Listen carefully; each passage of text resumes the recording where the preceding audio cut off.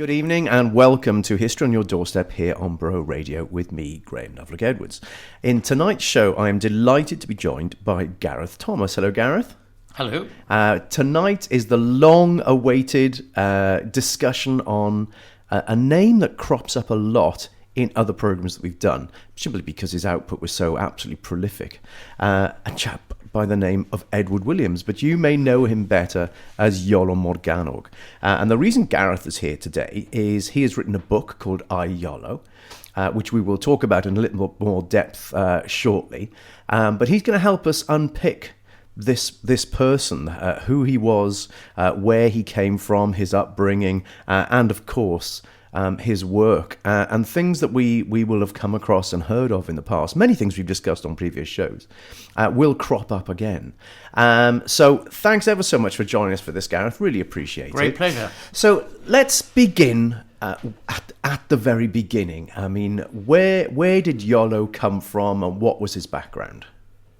Right, he was born in 1747 in a very small cottage in Pennon, just outside Llancarfan, a place which now I'm proud to say, thanks to the Llancarfan Historical Society, has a blue plaque on it if you go past. Excellent. He didn't live there very long. His parents moved to Flemingston, Tre Fleming. His background, his parents were most interesting. His father was a stonemason before him and taught him the craft. His mother had an enormous influence on him. Indeed, you can blame her for a great deal.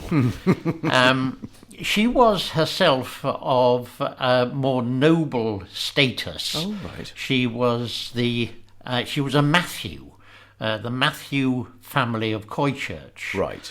And as a child, she would have lived in a household of some wealth. Her father had stables and the money to entertain lavishly, and he would have indulged in the ancient Welsh practice of welcoming praise poets into his home to join him for supper on condition that they composed a poem in his honour and then entertained the family. Yeah.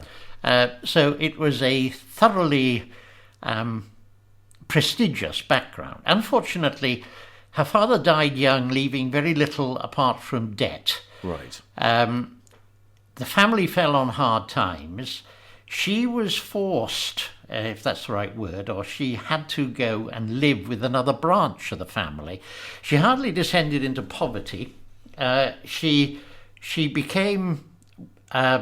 she stayed with the Say family, to whom she was related, in Botherton Castle. Yes. And was educated with all of the skills and the means of a gentlewoman of the period. So she could sew, she could sing, she could embroider, she could read, she could write, and she was extremely literate. But, of course, what she didn't have was a dowry. Right. So she had to marry, in the end, below her status. And when she married Edward Williams, Senior, right, that was very evident, and having to live in a small cottage instead of Botherton Castle was a come down in life. It meant, it's a bit unfair to say she had a chip on her shoulder, but I think she gave her son one. She was determined that her son would not be a common tradesman. She made sure it's often said that Iolo was self-educated. It's not really true. He never ever went to a school or college, but his mother gave him the most thorough education. The house had books in it, which is extraordinary for a tradesman's cottage at that time. There were copies of Milton, Shakespeare, copies, amazingly, of the Tatler. Oh, right. Which at the time was a literary magazine. And she Paradise Lost, Milton, was one of the favourite pieces in the house. He also had a very thorough Welsh bardic education. Because of her family connections, she knew of lots of accomplished bards who practiced the ancient rhyme schemes of Cynghanedd. Is a complex metrical form, very ancient, which depends upon internal consonants and rhyme, and the rules of it are very strict, and unless you have been writing it since you were a child, it's almost impossible. It's extremely difficult. I have to say, I've been learning Welsh for 25 years, and my attempts at Cynghanedd are painful. He was a master. He went to some of the best to learn, and he was thoroughly able both in Welsh and in English, and a very talented craftsman. But that's only the beginning, really. She also gave him an ambition, plainly. He was not meant to just languish in the back of Flemingstone. He was meant to achieve great things. He had a destiny out ahead of him. Absolutely. Yeah. Yes. Yeah. And you can blame her a lot for that. Pushy mum. Yeah, that I know the type. Ambitious mum. But we've also got, a coincidence in history that people were rediscovering. At this point, anyway, people were particularly in Wales with the Morgans and Tredegar and the Williamses at Aberpergwm, who were sort of setting the scene of bringing back Welsh bardic traditions to the fore and celebrating them. So certainly, I know at this point the Williamses and Aberpergwm were sort of really trailblazing. I know it got a lot more popular again, towards the sort of mid to latter part of the 19th century. But even at this stage, it was really starting to blossom. Especially in the Vale, it's often said that the story of language and Welsh culture in the Vale is a story of the tide. Yes, it comes in, it comes out. Yeah. Iolo was born at a time when the tide was rising. There was more Welsh about. But it was still a case that Welsh had, as so often happens, had its enclaves. It was not. It was certainly not the language of the aristocracy of the well-heeled of Glamorgan. Yeah. Although many of them were well disposed towards it. The ancient landowners, the people who may have had Norman heritage, had, if you like, gone native a bit. And one of the things that was very much part of Iolo's life was the conflict that occurred between the old rich, if you like, the Bassets, the Herberts, and the newly wealthy, the people who were making huge amount of money out of coal and shipping, and were buying large chunks of Glamorgan and the rest of Wales as their estates. The Corey brothers obviously come to mind, who had little sympathy or time for any Welsh culture. So it was a very mixed picture, a very difficult world from that point of view. Yeah. And he of course lit the fuse in so many ways. Certainly when he went to London in later life, when he started mixing with the exiles in London with his. But the bit that very often isn't known about him is that his mother. There were always around Glamorgan these the festivals, the saints' festivals, which were marked by a service in the church, but as time went on, they were also marked by a weekend of festivities and dancing. And now Iolo was a very keen dancer and a very keen musician, and collected folk music, for which we need to be extremely grateful to him. He was forbidden to go to the bear baiting and the cockfighting, which his parents considered unsuitable. And certainly he wasn't allowed to go to the public hangings. But he enjoyed himself enormously singing and using his language.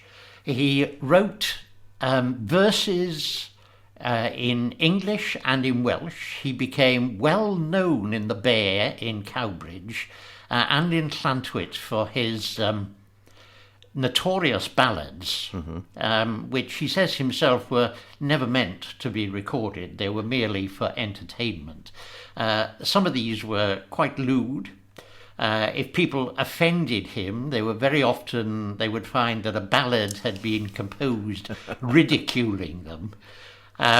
He wrote the most charming and lovely original verses in praise of various young ladies around the place.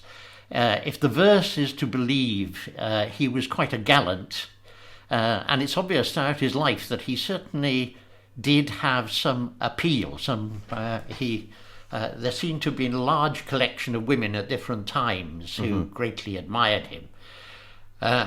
He had one great love, the woman he eventually married, Peggy, from St. Mary Church, and he wrote lots of beautiful verses to her. He called her Aaron, the golden one. But one of the reasons, when you said he went to London, one of the reasons I chipped in was one of the reasons he had to go to London was that he got himself into all kinds of trouble. He got himself into trouble because he was in debt. He got himself into trouble because he composed some scurrilous verses about the wife of a particularly important local gentleman with poetry and letters. And she responded in kind with packets of her poetry, some of which unfortunately does exist. It's quite awful. Right, okay. But eventually, of course, he was served an order by a solicitor telling him to desist or to be prosecuted, which of course he completely ignored. And eventually he had to go to London. Yeah. He had to go to London just to get out of the way. Oh, right. When he went to London, in the hope that things would quieten down, when he went to London, Initially, he went in order to practice his craft. He worked on things like Westminster Bridge, and oh, right, okay. he was apprenticed for a time to a stonemason on Marble Arch. The arch wasn't there at the time, but so he perfected his craft, and he became quite distinguished. It stood him in very good stead when he came back, because you can actually demonstrate skill and craft that other local stonemasons didn't possess. Right. He did. Twice he got in with the Cymrodorion, or as they were known, the Welsh Society in London, were the Gwyneddigion. Oh, right, okay. Yeah, the people from Gwynedd. Yes. Yeah. Now, this got right up his nose, right, because, of course, the people from Gwynedd, from Carnarvon boroughs, I suppose, regarded their Welsh as the proper Welsh. Yeah. And the kind of Welsh that was spoken down in Glamorgan was not at all respectable. There are some people who say that there is still a slight tendency in that direction. Yeah, that, couldn't possibly comment, but I have heard it said. And, you do find that an awful lot of the books published in Welsh are written by people from Gwynedd, even today. Iolo deeply resented this and wanted a way, and it was start of something that lived in him all his life, of not just trying to prove himself, but also trying to establish the reputation of Glamorgan as a place of importance in Welsh culture. He was a big hit with the Gwyneddigion, because of his ability to compose verses almost off the top of his head, complex meters, great skill. Yeah, yeah. But London shocked him, despite the fact that he entertained his fellow stonemasons with bawdy verses. I've got one of them here if you want a bawdy verse. You can never go without a bawdy verse. He actually was quite shocked by what was going on in London. Yeah. This was the period when London had, I think it's 30,000 streetwalkers. You know? Oh, right. Okay. This is the time of the greatest dissipation, really. Yeah. When Covent Garden was a mass of high-class whoredom, and indeed the Prince of Wales was himself famous for frequenting a spanking parlour. He was particularly horrified when he discovered that some of the leading lights of the London Welsh, the Gwyneddigion, were indeed primary customers of the haunts of Covent Garden. The Puritanism in him came out. His mother's influence, I think, came out. Right. It was one thing to be bawdy in a pub, stand on the table in the Bear and get lots of laughs. It was quite another when they realised that they were actually visiting brothels and that this was common practice. Yeah. He also had another thing. There were two things he hated. Two other things he hated about London. All his life, Iolo suffered from bad health. Right. Yeah, he suffered very badly from asthma in particular. And of course, London existed entirely on coal. And the air in London and the thick fogs of London had a terrible effect on his chest. This, it is believed, known, I think, from his letters, is the time when he started to take laudanum as a medicine to relieve the asthma. The thing about laudanum, of course, is that it is habit-forming and has effects other than relieving your asthma. Chemically altering, isn't it? and it was common enough, you know. Yeah. It was the aspirin of its time. Yeah. It was, the paracetamol of its time. The third thing he hated about it was something about his personality. He may have been out to prove himself, but Iolo was the ultimate introverted extrovert. Right. A wonderful performer. Yeah. The guy who could hold the room, entertain. Yeah. You know. But at the same time, inside, was extremely timorous, right, extremely lacking in confidence, and endlessly open to the fear that people were ridiculing him. Oh, right. Now so the mechanism of the Gwyneddigion, in his opinion, snooting down their noses at his version of Welsh, got to him. It was another reason why he felt the need, and he left. He left London after a relatively short time. He still couldn't go back to South Wales, so he went to Kent. Right. And he worked in Kent for 2 or 3 years as a stonemason. Not a very happy time. He suffered both in Kent and in London from a certain amount of anti-Welshness.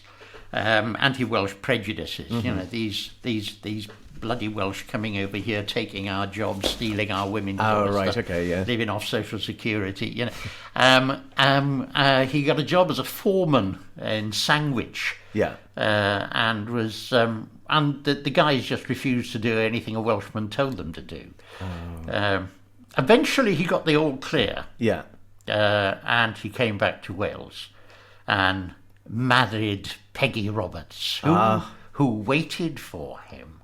She didn't have to, but she did. Well, he must have had something. She must have been under his spell somewhere. I mean, he's a very charismatic character. Very charismatic character. Undoubtedly, it paid off there. Iolo Morgannwg, who even today courts controversy. He has huge fans who get quite upset if you accuse him of being too flexible with the truth. That's me. And he's also got some people who just write him off as a forger. So I doubt if it's quite as clear cut as that. How did he become such a controversial figure? The accusation against him normally is that he faked things. I think there was a Cowbridge newsletter that called him, only referred to him when they were going through important people of Cowbridge, just that well-known forger.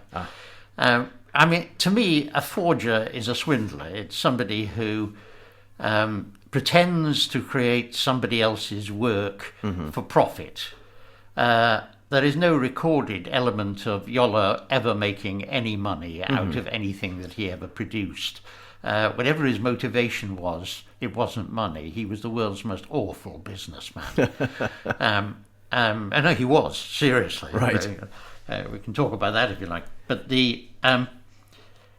one of the great influences, I said that he was self-schooled, or rather schooled by his mother and various bards.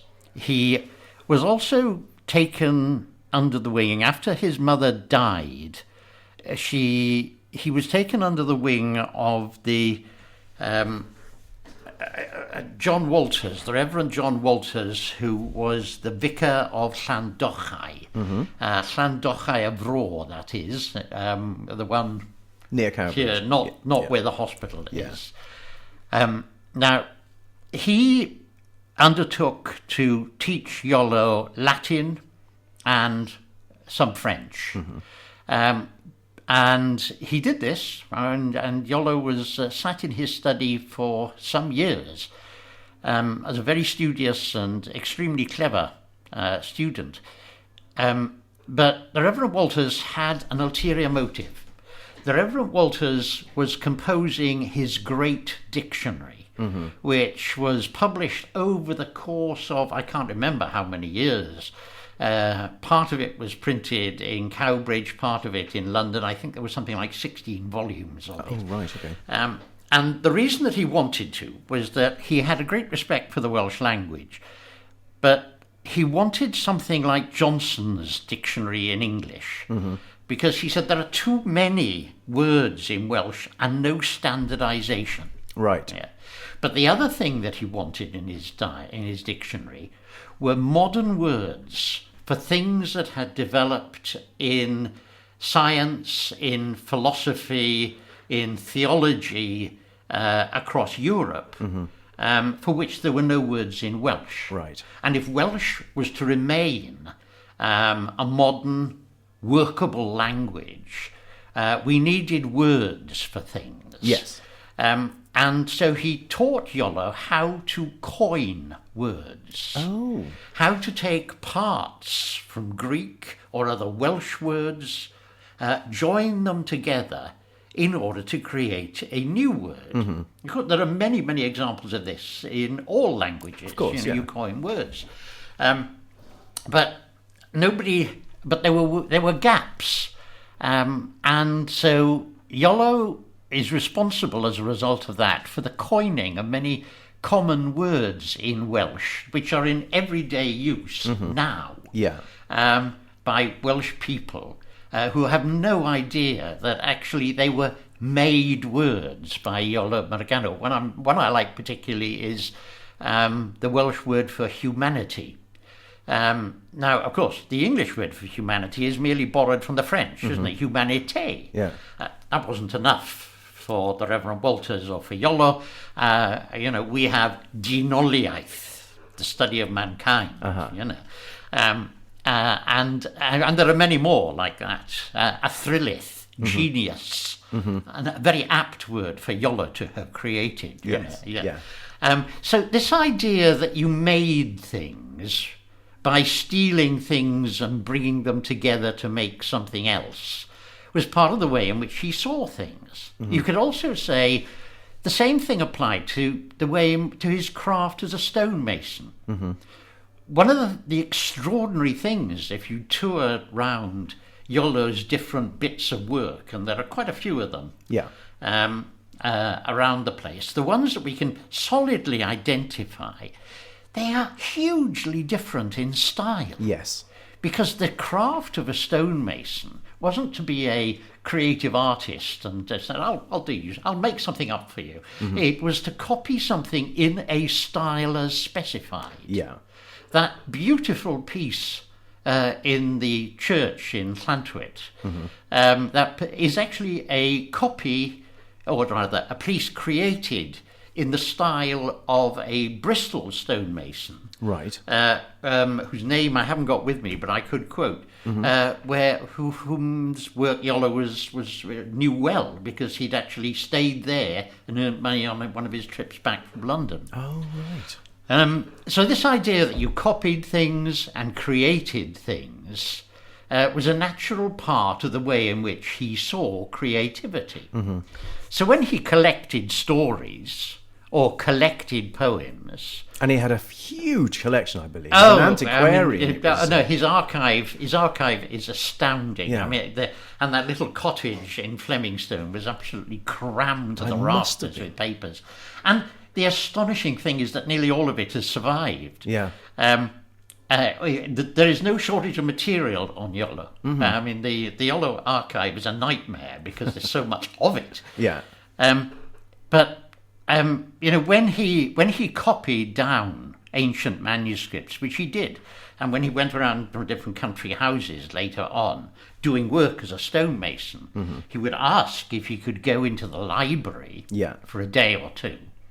Where in some of these old houses, ancient bardic manuscripts were mouldering or being eaten by mice. They were not printed, they were handwritten. So he would copy them out. Yeah. But in Iolo's mind, if you copied it out and you saw something you thought you could improve on, why wouldn't you? Right. After all, you're only making it better. And his opinion of what was better is another aspect of Iolo too when you talk about forgery, which is important. I mentioned before that he had an inferiority complex. Yeah. He was petrified of criticism. He really could not take criticism. And he seemed to be particularly sensitive to criticism of his own poetry. Mm-hmm. Now, one way to avoid criticism of your poetry but still get it into print is to pretend to be somebody else. Mm-hmm. Yeah. From a very early stage, he seemed to develop I don't know what to call it, an attachment to the medieval poet Dafydd ap Gwilym, an understanding of Dafydd ap Gwilym. Professor Geraint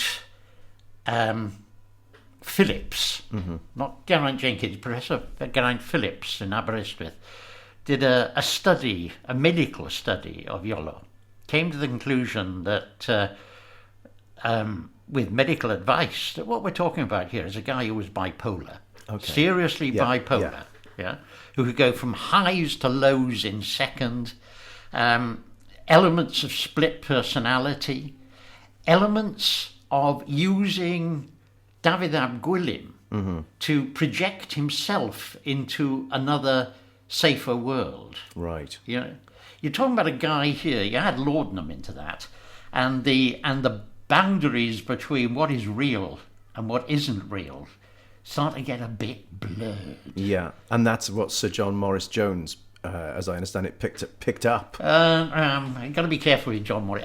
Sir John Morris Jones is an enormously distinguished scholar who, yes, was one of those who realised that some of the work was forgery or was written by Iolo in the style of. But John Morris Jones had also spent a very successful career lecturing on the work of Dafydd ap Gwilym, including work that was actually written by Iolo Morgannwg. That's all chestnut. So you can understand why he was a bit angry.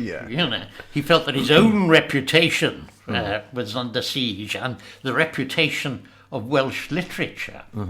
The person who really did the spade work, G.J. Williams, Griffith John Williams, sorry. That's okay.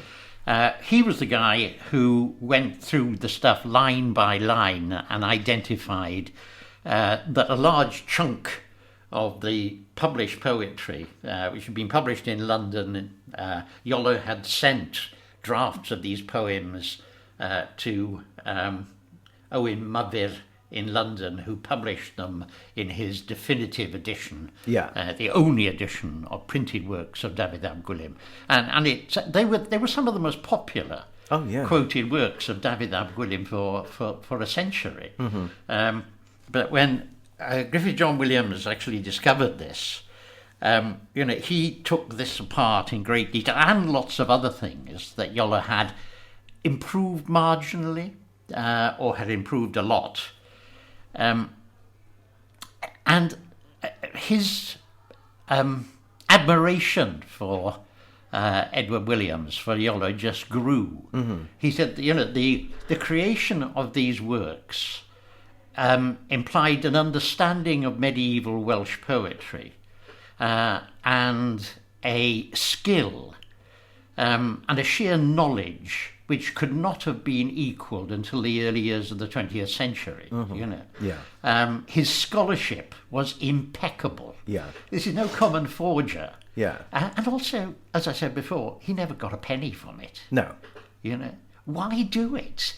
You've got to ask yourself that about the man. Why, in a time when you could earn a good living out of writing poetry, hide some of your finest work under the name of a long dead bard who isn't going to pay you royalties in any case? No, that's right, absolutely right. No wonder he's always in debt. So, Iolo's creations have to be seen in that way. Griffith John Williams and Professor Geraint Jenkins, who is now the foremost authority on Iolo Morgannwg, likes to describe him. He said, use the word forge by all means, but think of it like a blacksmith. What you're doing is starting, you're forging it, you are taking material. None of it is empty. There's always a base to all of the creations. When he was in prison, in a damp prison, and suffering badly from various things, but especially asthma, he took the laudanum for relief. But it was there that he wrote Cyfrinach Beirdd Ynys Prydain, the secrets of the bards of the Isles of Britain.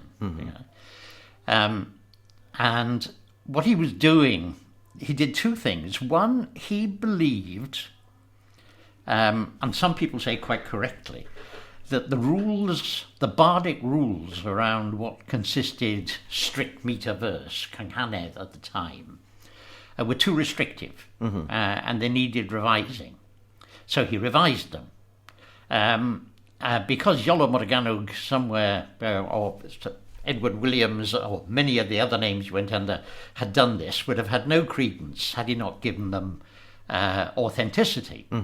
So what he did was to describe these as the ancient Glamorgan measures, to produce earlier examples of these, of how these had actually been used in the courts in a period 200 or 300 years before him.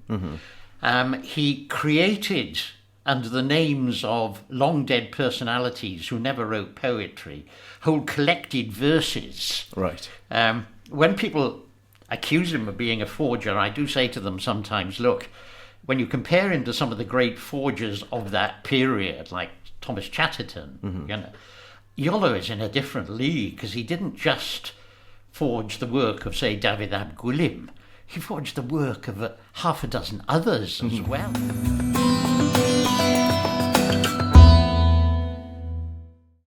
You're listening to History on Your Doorstep here on Bro Radio with me, Graham Loveluck-Edwards, and my special guest, Gareth Thomas. We have been talking about Iolo Morgannwg. We've talked quite a bit about his early life and his upbringing. We've just been talking about some of the controversy around him and the accusations of forger and so on. But you know, we're still talking about him. In 2023, he is still a topic of conversation. If either of my regular listeners are tuned in again today, you'll be reminded of the fact that he cropped up in the program that we did about St. Dwynwen. He cropped up in the program that we did about the monastery established by St. Eisteddfod. He keeps cropping up in the narrative of our county. But he has done so because of his legacy. There's an awful lot about today that came about because of what he did. So what sort of examples can we see today looking around us of that things that are part of Iolo's legacy? Well, I suppose the biggest, most obvious creation of all are the Gorsedd of Bards. Yes.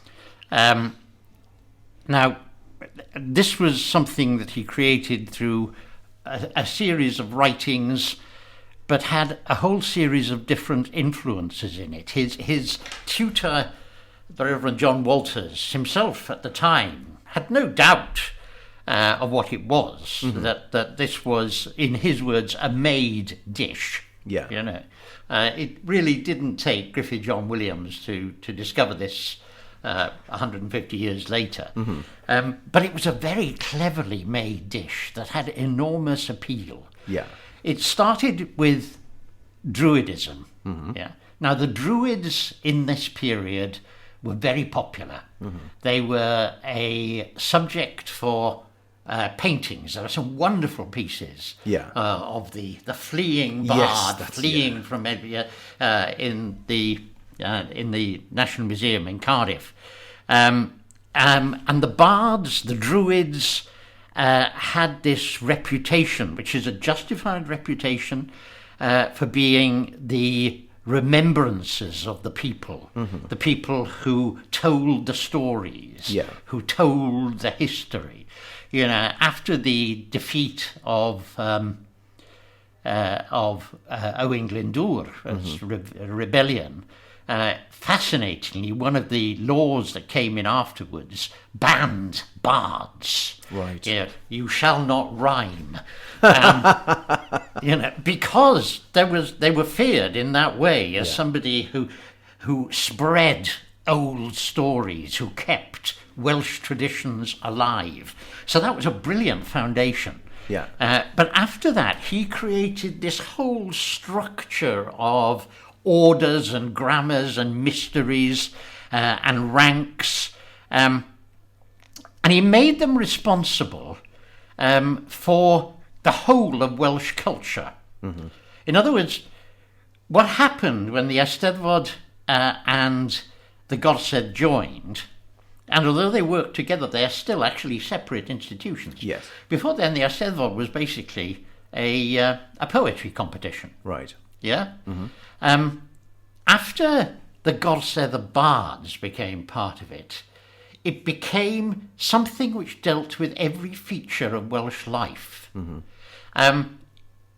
Very early on, in many books in this century, I think it is in Folk Ellis's book, Cysgod y Cryman, the chief character there, written in the 1930s, Harry Vaughan, is going off to the Eisteddfod, and he confesses that he likes the poetry, but that's not why he goes.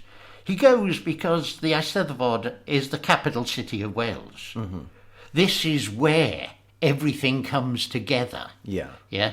This is where people discuss things. This is where people launch books. This is where people hold meetings to found new organisations. This is where people lead a campaign for a new university. And that's what it did. Right. And Iolo understood that nations are created things. All nations are created things. They exist because people believe in them.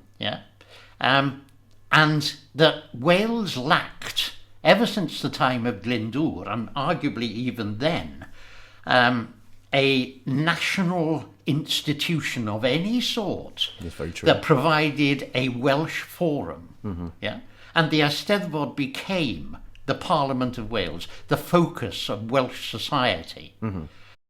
The elements of it as well, the bardic tradition that he created, had these very clever additional elements in it.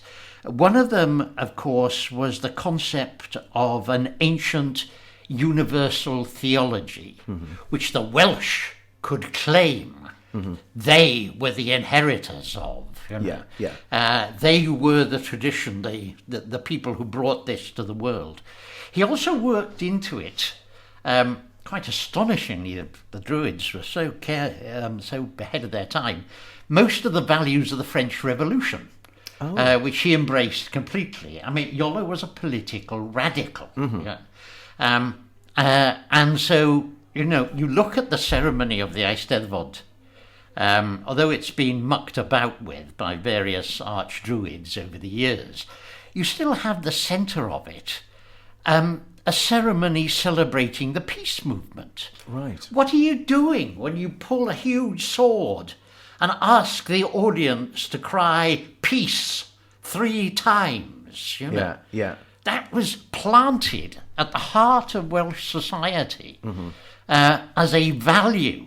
And the peace movement in Wales has always taken... Well, no, there were people before Iolo. The peace movement in Wales has always been enormously strong. Yes. But various people in the past have taken Iolo as... and certainly the ceremonies of the Eisteddfod. He worked other things in too.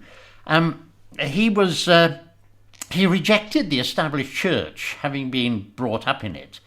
But unlike many of the radicals who he knew, like Tom Paine, he did not reject Christianity. He saw the universal God as very much part of Bardism, of this thing he was creating. And the Gorsedd of Bards is wholly Christian in its values. I'm sure that, you know... Well, Welsh is the language of heaven. I think no one can dispute and whatever Caesar said about writing about the Druids, he never recalled their Christianity. So there was this huge... and there was this mysticism that was in it, which was hugely appealing. You know? So it was a very, very, very clever confection, which actually had massive popular appeal. It also enabled something else to happen. Welsh and Welsh culture came under its worst pressure after his death. In 1847, a group of English-speaking ministers decided to inspect Welsh education. Now, actually, at this time, Welsh education was pretty good because of the chapels. Because of circulating schools, Welsh education actually, we had a very, very high rate of literacy. But of course, they went into schools and they asked people questions in English and they couldn't answer. And they produced a terrible report, which is infamous, called the treason of the blue books, the treachery of the blue books, because the covers were blue, which basically said that Welsh was a backward, uncivilized, immoral language, that it encouraged uncivilized and immoral practices, that Welsh women were inherently immoral in their sexual practices. It was a dreadful document, you know. And there was a need to defend ourselves against it. The defence that was used at the time was a book that was published by Taliesin, his son, called Iolo's Manuscripts. I have a copy. I could have brought it along. It's a good 4 inches thick. Right, okay. Full of... and he leaves out the politics in this one. What he does is provide the myths, the legends, the wisdom of the ages, and it became... for 30 or 40 years, the chief means by which people protested the strength of Welsh culture, the depth of Welsh culture, the long pedigree of its history. And I remember T.E. Ellis, I don't know if you heard of him, a great liberal politician, end of the 19th century, said it was absolutely invaluable in persuading various sceptical English friends of the value of Welsh culture. And indeed it got accepted and quoted by particularly Unitarian nonconformist ministers across England, let alone in Wales. So it was the bastion by which people actually defended Welsh culture in the middle of that century. Unbelievable. So his influence has crossed into so many...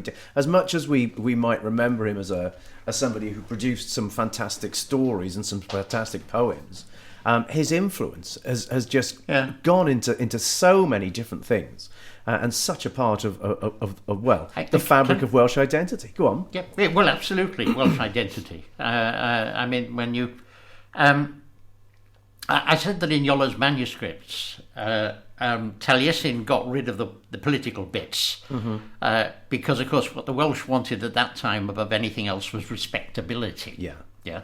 The Eisteddfod was largely in English because it was, but they wanted respect. God save the king was across the of course, across the stage. This kind of thing, which would never happen now. But it masked, for a time at least, Iolo's politics. The other reason, I mean, people are often amazed when they learn that the first meeting of the Gorsedd, the Bards, was actually held on Strawberry Hill in North London. Yes. Why? One of the remarkable things about the Gorsedd, the Bards, as I say, is its ceremonies represent values of the French Revolution. And of course, the first staging of the Gorsedd, the Bards was at a time when England was at war with France, when anyone who was not a patriotic supporter of kingship and the king in particular could well be thrown into jail. Many were transported to Tasmania, and Iolo was in London producing work which was anti-royal, anti-war, very dangerous stuff. It was pamphleteering under various false names, including the Mad Welsh Bard at the sign of the Golden Leek, Liberty Square, satires on the king, as the mad German dog. And all this was very dangerous, so you couldn't do this in public. So he devised this ritual by which what they were doing on Strawberry Hill was not preaching revolution.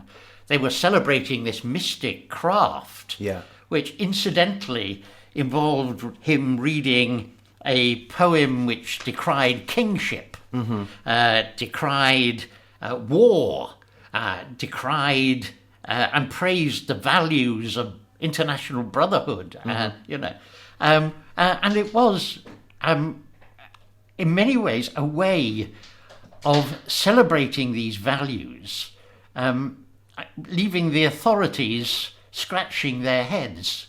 Back in Wales, they did eventually suppress the Gorsedd because it was because they worked out in the end. Hang on. There's more to this. And Iolo had a long-term influence, I think, on the politics of Wales too.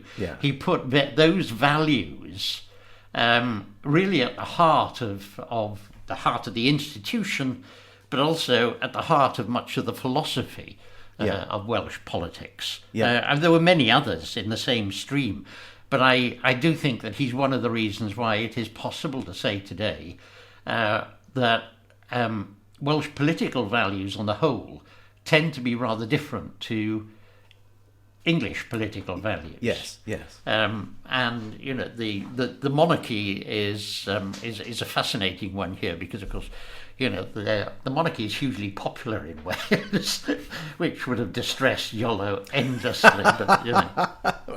He was never a simple character. No. I am acutely aware that time is ticking by, and I am also acutely aware of how we have skimmed the surface Absolutely. of the world of Iolo Morgannwg. I mean, we barely touched on his work. We talked so much about the man. But I'm sure there are people tuned in who would love to find out more. So this is a great opportunity to talk about your book, Iolo, and what that is all about and what journey you take us on in that. My book. I am a minor novelist who I've got 3 books to my credit. I became obsessed with Iolo after moving to the Vale of Glamorgan. Read everything that was going. No, that's not true. There is so much of it. Yeah. Most of the books on Iolo, published on Iolo in English or Welsh, are academic books. I hugely recommend anyone who wants to study Iolo in depth to go to particularly the volumes by Geraint Jenkins and Mary Ann Constantine, which are superbly written and superbly researched, and indeed the fruits of the 8-year-long research project into Iolo Morgannwg that was conducted by the Centre for Welsh and Celtic Studies in Aberystwyth and produced 8 volumes, not including 3 massive volumes of his letters. I felt that there was a real gap in the market for a readable book which actually stole all this research, or as much of it as I could get into a book, into something that was readable. And what I did was to write a book called Iolo, Mavi Iolo. It's available in Welsh and English, where Iolo tells the story in his own terms. Brilliant. So the thing is written in the first person, what's sometimes called the historical first person. It's available from all good bookshops or directly from a Lolva, price £9.99. When you talk about what Iolo did, sometimes people look at it as if it happened in isolation. Mm-hmm. It didn't. You know, the inventing of tradition is something that happens in most countries. Mm-hmm.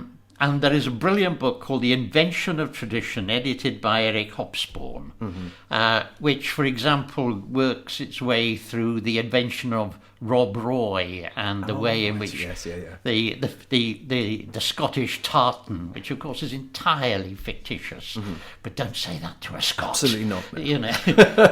The way in which the Tudors completely reinvented King Arthur. Mm-hmm. If you go to the Great Hall in Winchester and look at the table of King Arthur and his round table, and you see that King Arthur bears a striking resemblance to Henry VIII. You know, it is the invention of tradition is something that has long gone on and which still goes on. Yes, you will see it.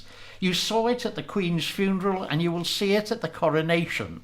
New ceremonies which are blessed as having or being ancient and historic. Mm-hmm, you know. Mm-hmm. I'll finish with a bit from Iolo. Iolo retired to Flemingstone. He was crippled with just about every illness you could think of. He couldn't lie down because of his asthma. He slept in a chair sitting upright. He lived a rather splendid old age as the font of knowledge and wisdom, and was visited by wise people from all over the place.